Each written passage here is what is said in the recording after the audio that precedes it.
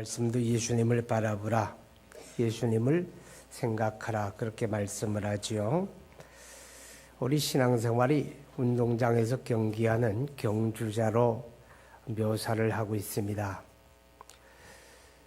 고린도전서 9장에 보게 되면 우리가 경주하되 하나님 앞에 상을 얻도록 경주하라 그렇게 말씀을 하지요.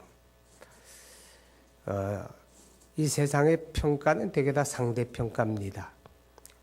우리가 운동장에서 함께 달려갈 때에 우리 가운데 누가 제일 빠르냐, 누가 먼저냐 그걸 따져서 등수를 매깁니다.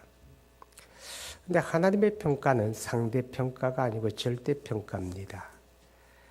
누구보다 누가 더 잘하느냐가 아니라 너 자신을 가진 은사와 능력과 믿음 안에서 얼마나 최선을 다하느냐, 내가 최선을 다하느냐, 하나님은 그것을 보고 평가하신다 하는 것입니다. 그것이 바로 우리 신앙의 평가가 되겠습니다. 자, 오늘 읽은 말씀 1절 가운데 보게 되면 우리에게 구름같이 둘러싼 허다한 증인들이 있으니 라고 하는 말씀이 있습니다. 증인들이 있다는 겁니다. 신앙생활이 얼마나 가치로운 것인지, 그 결과가 무엇인지, 그것으로 인해서 얻게 되는 상이 무엇인지 우리에게 아주 수많은 증인들이 있다 그렇게 말씀을 하지요. 여러분, 경기장에 들어서게 되면 경기하는 선수만 있는 게 아니라 관중석이 있잖아요, 그렇죠? 그래서 관중석에 가득하게 채워진 관중들이 선수들에게 환호의 박수를 보내고 격려합니다. 관중이 많을수록 경기하는 사람들이 더 기분이 좋아지죠. 그런데 그 관중이 많다는 이야기만은 아닙니다.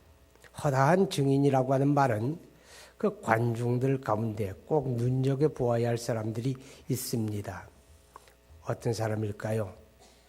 큰 빅게임이 있게 되면 대개 다 역대의 메달을 딴 사람들, 역대의 우승을 했던 사람들, 그런 몇 사람들 초대해가지고 제일 좋은 자리에 앉혀놓습니다.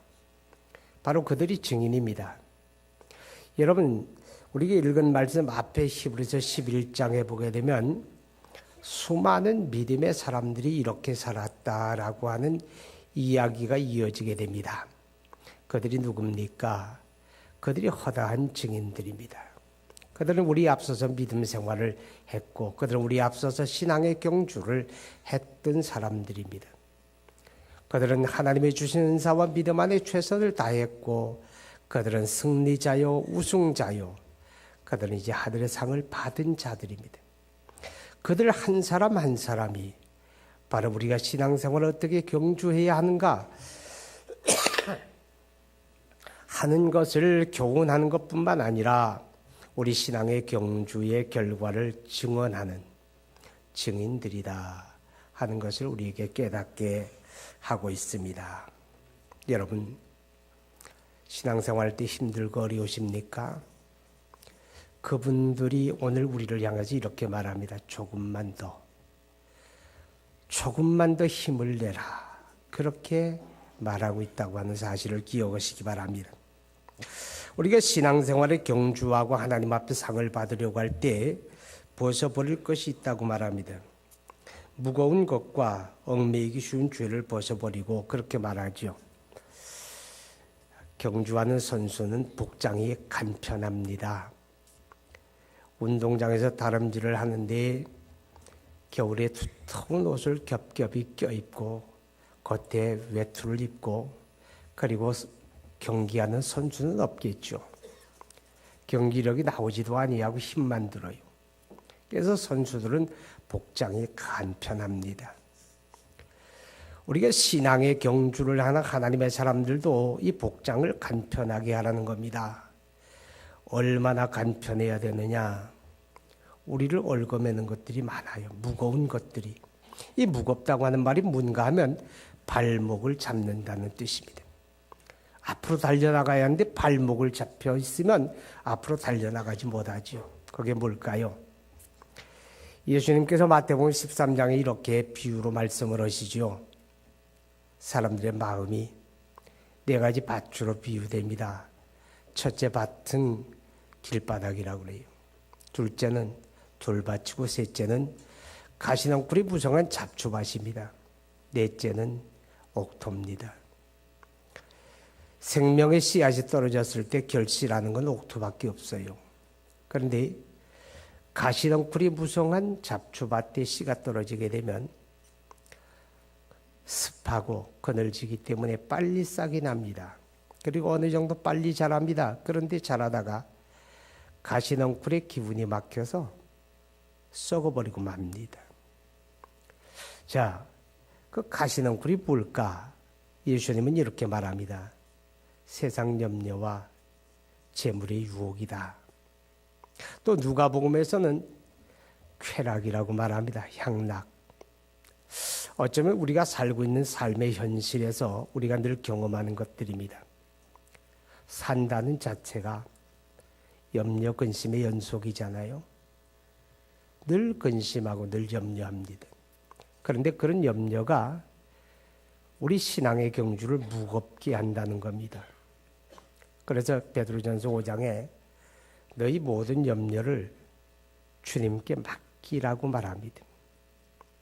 제가 그렇게 말씀을 드리면 여러분 가운데 속으로 반문할 거예요. 누가 염려 근심이 좋아서 끌어안고 있는가? 다 맡기고 싶지요. 근데 맡긴다고 맡겨지더냐? 이렇게 반문할지 모릅니다. 염려를 다 주님께 맡기라는 의미가 뭘까요? 주님을 믿으라는 겁니다. 그분이 내 사정을 아시고 내 형편을 아시고 내 마음의 염려 근심을 아시고 그분의 신실하심과 그분의 의로우심과 그분의 선하심을 믿는다면 그분에게 우리 염려를 다 맡길 수 있습니다. 많은 염려와 많은 근심이 우리 신앙의 발목을 잡습니다. 재물에 대한 유혹은 어떻습니까? 생활이 곤궁하고 어려워지다 보면 참 우리가 세상을 살아가는 일에 물질만큼 중요한 것도 없구나 이렇게 느낄 때가 참 많잖아요. 제가 요새 우리 어르신들을 위해 기도하는데 우리 교회가 빠르게 노령화되어 가고 있습니다. 제가 오늘 아침에 대충 세하려 보니까 60대 이상 노령 인구가요 엄청 많아요. 무려 220명을 넘어섭니다. 그래서 제가 기도가 바뀌었습니다. 요새 무슨 기도하느냐. 하나님 우리 어르신들 연세 많은 어르신들 젊은 날에 고달프게 살아오셨고 자식들 잘 키우겠다고 국가 발전에 이바지하느라고 많이 고생하셨는데 이 연세들은 능력 없을 때 하나님 그 살림살이 곤궁하지 않게 해달라고 이 땅에 살며 물질 때문에 가슴 아리하지 않게 해달라고 저 요새 그런 기도합니다.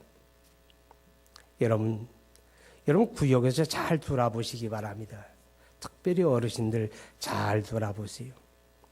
우리가 눈길이 미치지 못하고 손길이 미치지 못해서 방치되어져 있는 그런 어르신들은 없는지, 만약에 우리가 알지도 못하는 사이에 그 어르신들이 세상을 떠나고 싸늘한 시신으로 며칠을 남겨졌다. 그러게 되면 우리 책임입니다. 그래서 구역장님들 아주 세밀하게 돌아보아야 합니다.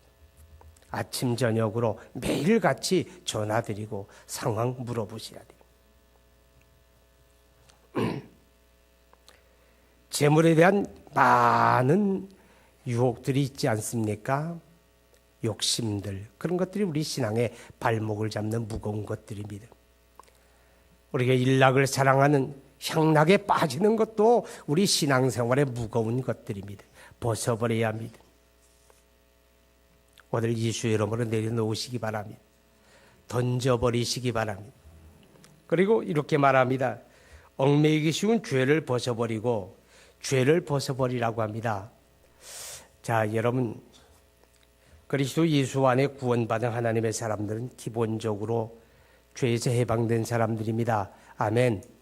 왜요? 예수님이 십자가에서 우리 죄를 대속해 주셨기 때문에 우리가 구원받았다는 말은 죄에서 해방되었다 그런 뜻입니다. 할렐루야. 그런데 우리의 육체라고 하는 건 타락한 소욕을 그대로 가지고 있습니다. 이거 벗어버리기 전까지 우리는 죄에서 늘 자유롭지가 못합니다. 그래서 우리가 죄에 늘 이끌립니다. 또 우리가 살고 있는 생활 환경을 한번 보세요. 그 환경이라고 하는 자체가 다 죄에 오염된 그런 환경이고 문화입니다. 그런 속에 내가 살다 보니까 눈으로 보는 거, 귀에 들리는 거, 우리 마음으로 생각하는 거, 우리 생활 속에 접하는 수만 가지가 다 죄와 관련이 됩니다. 그런데 그래서 우리가 늘 죄에 넘어지며 괴로움을 당하기도 합니다. 그렇지만 한 가지 기억하십시오. 그 같은 죄가 우리가 믿음으로 얻은 영원한 신분을 변경할 수는 없습니다. 여러분 성경 한번 보시기 바랍니다. 로마서 8장 1절입니다. 로마서 8장 1절 그리고 2절 같이 읽어봅니다. 시작. 그러므로 이제 그리스도 예수 안에 있는 자에게는 결코 정죄함이 없나니 이는 그리스도 예수 안에 있는 생명의 성령의 법이 죄와 사망의 법에서 너를 해방하였습니다. 할렐루야. 그리스도 예수 안에 있는 자는 결코 뭐가 없습니까? 정죄함이 없나니 정죄받지 않습니다. 우리가 믿음으로 얻은 영원한 신분이 변경되지 않습니다.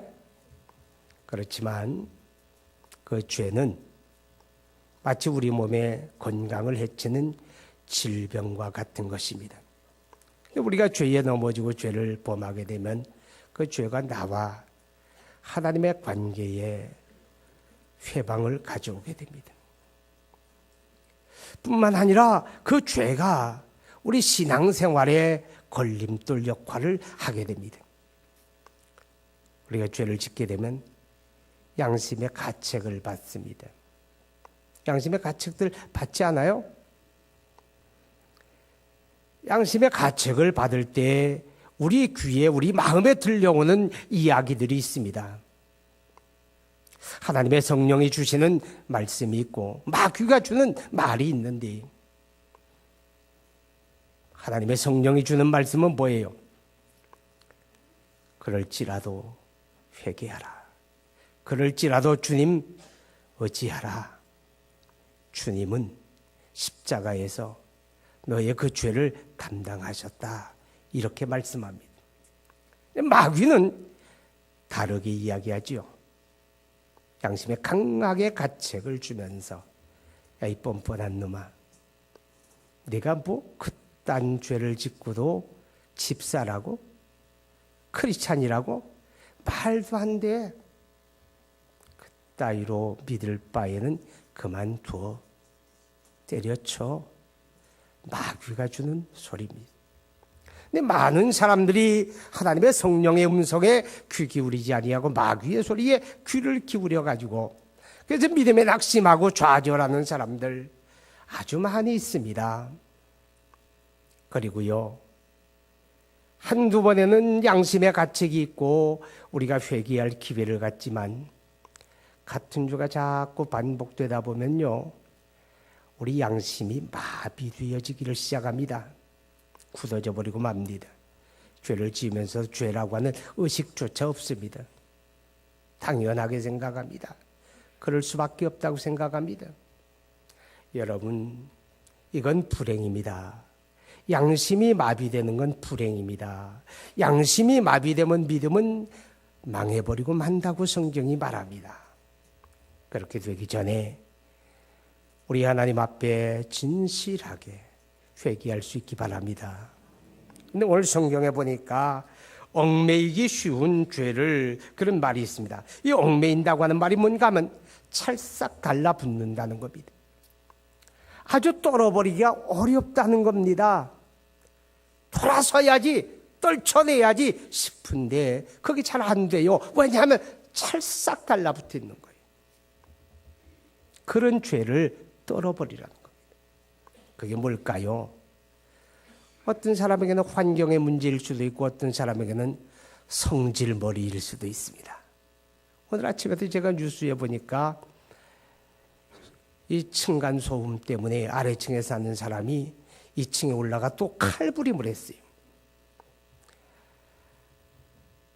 현대인들은 대개 다 공동주택에 거합니다. 어느 집엔들 소음이 없겠습니까? 다 소음이 있습니다. 아래층, 위에층, 밑에층 다 노인들만 살아도 소음은 있습니다. 우리 집에 소음이 있다는 건 뭐예요? 우리 사회에 희망이 있다는 얘기. 대한민국에 희망이 있다는 거 아니에요. 아이들이 있으니까 콩닥콩닥 뛰어다니잖아요. 저희 집에도 이 콩닥거리는 녀석들이 있어요. 둘이 있다가 하나 더 붙여놓으면 얼마나 시끄러운지 몰라요. 뭐 밑에 뭐 별거 다 매트 깔고 다 해도요, 콩닥콩닥 뛰는 거 막을 수가 없어요. 야, 조용해. 아랫집 아저씨가 올라와서 데려가. 협박해요. 그럼 그때만 움찔하고 돌아서면 또 마찬가지예요. 그래서 참 감사한 게 아래층에 계시는 분이 어느 교회 집사님이신데 너무 미안해서 만날 때마다 죄송하다고 그래요. 때때로 선물 사다가 미안한 마음을 표합니다. 그런데 그때마다 그분들이 그래요. 아니에요. 애들 건강하다는 얘기잖아요. 건강한 게 더 감사하잖아요. 그러는 거예요. 아, 제가 그럼 더 미안한 거 있죠? 아니, 소음 때문에 칼부림합니까? 그게 성질 못 돼서 그런 거예요. 그게 찰싹 달라붙은 거예요. 사소한 일에 성질 부리는 거예요. 별것 아닌 일에 핏대를 세우는 거예요. 기억하세요. 그게 약점이에요. 마귀는 그 약점에 찰싹 달라붙는 거예요. 떨쳐버리라는 거예요. 우리 주변에 성범죄자들이 있지 않는가 관심 있지 않으세요? 그런 경우도 마찬가지예요. 그게 약점이에요. 찰싹 달라붙는 거예요. 우리가 신앙의 경주를 위해서 그런 거 떨쳐버려라 하는 겁니다. 그걸 떨쳐버려야 돼요. 그래야 우리가 우승자가 될 수가 있다 하는 것입니다. 4절에 보니까 너희가 죄와 싸우되 아직 피 흘리기까지는 대항하지 아니하고 그랬습니다. 자, 떨쳐버리기 위해서 싸우려는 거예요. 옆집 앞집 싸우려는 거 아니에요. 죄와 싸우려는 겁니다. 죄와 싸우려는 말은 나 자신과 싸우라는 말이에요. 싸우는데 대충 싸우려는 게 아니에요. 피 흘리기까지 무슨 뜻이에요? 죽기 살기로 싸우라. 여러분, 죄를 떨쳐버리는 일에 대충 하다가 넘어지면 안 돼요. 끝장을 보내는 거예요. 어금니 꽉 깨물고 다지 마시고 우리 약함을 주님 앞에 고백하며 하나님 감당할 수 있는 은혜 달라고 기도하며 죽기 살기로 싸워서 떨쳐버려야 우리 신앙의 발목을 잡은 걸 끊어버리는 거예요. 그래야 우리가 앞으로 나갈 수가 있잖아요. 그 다음에 인내로서 우리 앞에 당한 경주를 하며 그랬으면 인내로서. 아시죠? 신앙생활이라고 하는 게 단거리 게임이 아닙니다. 마라톤처럼 장거리 경주입니다. 좋은 일만 있나요? 신앙생활에 참 어려운 일 얼마나 많은지 몰라요. 참 내가 우리 교인 가운데 정말 귀하게 여기는 분 한 분 있어요. 다 귀하지만 특별히 귀하게 여기는 분. 제 아내가 아니에요. 교회 나오면서 왜 그렇게 시련이 많은지 몰라요. 팔 부러져, 다리 부러져, 교통사고나. 그런데 집안에도 또 애들이 다쳐. 계속 그런 일이 벌어지는 거예요. 그 웬만하면 아마 그런 생각할 거예요. 아, 난 예수 믿을 사람이 아닌가 보다. 내가 교회 나가면서부터 좋은 일이 있어야 하는데 왜 이렇게 시련과 어려움이 계속 반복이 될까? 그런 생각 안 들겠어요? 그런데 처음 교회에 나오는 양반이요. 그래도 꿋꿋해요. 팔 부러지면 어때요? 둘러매고 나오면 되지. 그런 식이에요. 다리 부러지면 어때요? 목발 짚고 오면 되지. 그런 식이에요. 승리가 코앞에 왔어요. 영광이 코앞에 왔어요. 많은 증인들이 이야기해요. 조금만 더 참아라. 그 고비만 넘겨라. 그러면 승리다. 할렐루야. 삶의 무게가 버거울 때가 없지 않습니까? 많지도 않은 자식 때문에 소갈이하고 있지 않습니까? 경제생활의 문제, 생활을 짓누르는 많은 일들 우리를 염려하게 하고 근심하게 합니다. 힘들고 어렵지요? 힘내세요. 이런 말이 무슨 위로가 되겠습니까? 여러분, 그러나 참으세요. 인내가 없이는 선한 결과는 없습니다. 인내가 없이는. 그래서 신앙의 아주 아름다운 덕목 중에 첫째가 인내라고 하는 겁니다. 우리 수많은 믿음의 증인들이 인내 없이 됐을까요? 여러분, 하나님의 약속의 말씀들이 어떤 사람이 소유합니까? 어떤 사람들이 말씀을 자기의 것으로 경험합니까? 인내하는 사람이에요. 여러분, 믿음의 조상이라고 일컫는 아브라함을 보세요. 그 아브라함이 하나님이 말씀했어요. 내 본토 친척 아비의 집을 떠나 내가 내게 지시할 땅으로 가라. 내 자손이 하늘의 별처럼 창대하리라. 천하 만민이 너로 말미암아 복을 받으리라. 하나님의 놀라운 약속이에요. 정처 없이 길을 갔지요. 하나님이 인도하셔서 가나안 땅에 왔어요. 집을 짓고 사나요? 아니에요. 텐트 가지고 하나님이 인도하는 대로 이리 갔다 저리 갔다. 유랑민이었어요. 오랜 세월 기다립니다. 하나님 어찌 된 겁니까? 저 하늘의 별은 여전한데 왜 내 자손은 아직 자식도 없습니까? 반문하고 의심하고 주저앉을만 하잖아요. 아브라함이 오래 기다려요. 오래 기다리며 하나님의 약속을 이루어 갑니다. 할렐루야. 여러분, 인내하지 않으면 신앙의 경주에 승리할 수가 없습니다. 참으시기 바랍니다.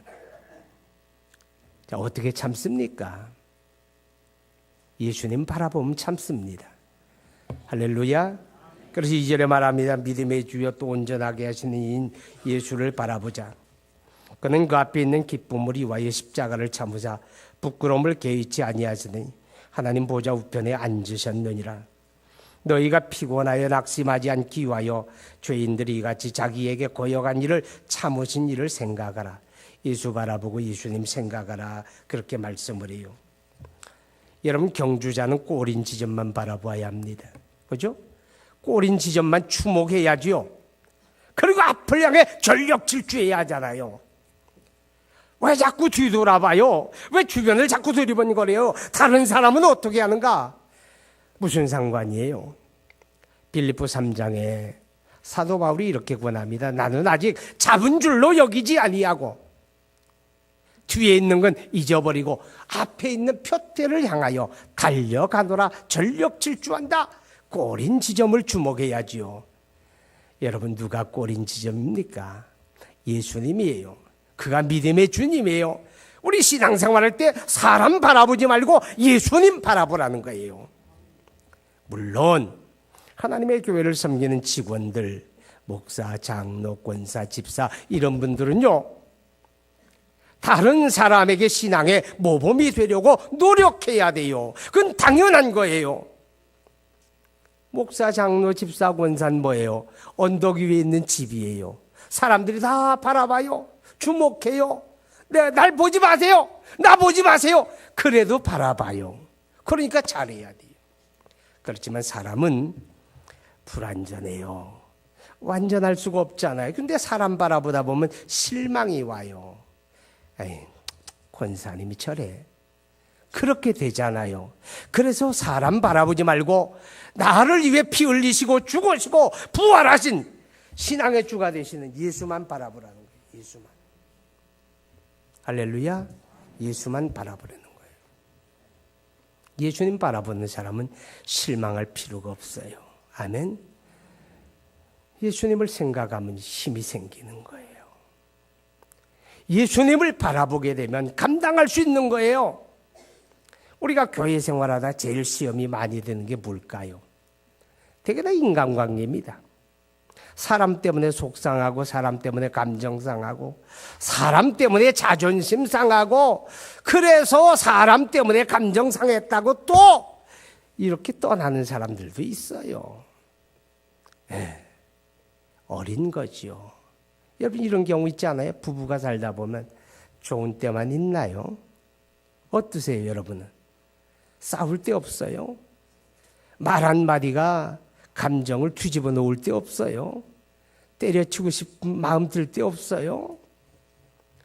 그렇지만 어때요? 싸웠다고 헤어집니까? 감정 상한다고 헤어집니까? 자존심 상했다고 떠나갑니까? 아니잖아요. 참고 살잖아요. 신앙생활도 그런 겁니다. 근데 왜 감정 상했다고 떠날까? 그 사람 여기 없어서 우리끼리 하는 얘기예요. 왜 자존심 상했다고 떠날까? 여러분, 예수님 바라보면 뭐가 보여요? 예수님 바라보면 뭐가 보입니까? 십자가 보이잖아요. 십자가가 보여지잖아요. 나를 위해 그가 지신 십자가, 내 죄를 대속하기 위하여 그가 짊어지신 십자가가 보이잖아요. 오늘 성경이 뭐라고 말해요? 그 앞에 있는 기쁨을 위하여 십자가를 참으사 부끄러움을 개의치 아니하시더니 하나님의 아들 예수 그리스도, 그가 십자가를 지는 건 지옥이에요. 부끄러운 거예요. 거기 자존심이 있어요? 없어요. 그렇기 때문에 예수를 바라보게 되면 우리가 참을 수 있는 거예요. 감정이 상해도 참을 수 있는 거예요. 자존심이 상해도 참을 수가 있는 겁니다. 여러분, 견디지 않으면 승리도 없는데 견디는 능력이 주님으로부터 옵니다. 왜 신앙생활하다 주저앉을까요? 자꾸 주변을 봐서 그래요. 세상을 바라보기 때문에 그래요. 나 위해 죽으시고 부활하신 그리스도 예수의 십자가를 바라보면 우리는 얼마든지 인내할 수가 있는 겁니다. 이제 말씀을 마치려고 합니다. 여러분, 우리의 상은 어디 있습니까? 우리의 상은 하늘에 있는 거예요. 이 땅에서 주어지는 것들은 잠깐이에요. 옷처럼 낡아지는 겁니다. 신발처럼 낡아지는 겁니다. 참 현대인들은 신발이 잘 안 떨어져요. 그죠? 걸어 다니는 시간들이 많지 않으니까. 그죠? 그래서 저는 신발을 가급적이면 싸구려만 신어요. 비싼 걸 신으면요, 지루해서 못 신겠어. 버릴라니 돈이 아깝잖아요. 근데 싸구려는 신다가 지루하면 버려버려요. 어차피 싸구려니까 아깝지가 않더라고요. 또 어떤 사람 그래요. 왜 다른 사람 강단에 올라갈 때 다 슬리퍼 신는데 왜 목사님은 구두 신냐고 그래요. 제 신발은요, 강단용이에요. 이거는 슬리퍼예요. 이거 신고 돌아다니는 거 아니에요. 오해 없기 바랍니다. 기억하시기 바랍니다. 세상에서 얻어지는 모든 상은 잠깐입니다.